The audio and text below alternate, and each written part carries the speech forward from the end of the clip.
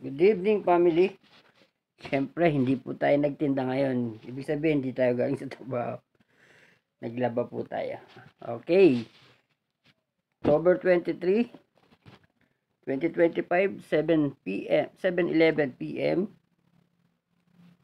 Ang babasahin po natin tungkol kay Lucas. Pamagat po ng aklat, ang pahayag ni Pedro tungkol kay Jesus.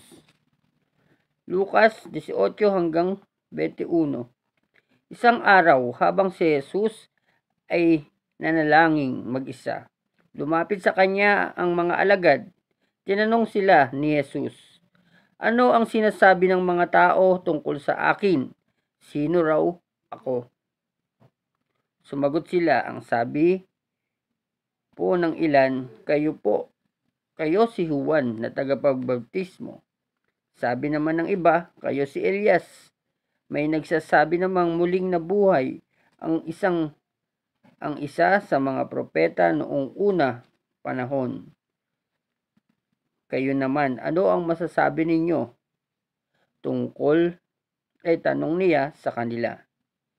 Kayo po ang Kristo ng Diyos, sagot ni Pedro. Mahigpit na itinagubili ni Jesus sa kanyang mga alagad na huwag nilang sasabihin ito kanino man. So, bakit hindi pinasasabi ni Jesus, no? Kasi ayaw ni Jesus na malapastangan yung pangalang Jesus at ayaw ni Jesus na pagtawanan yung kanyang mga alagad.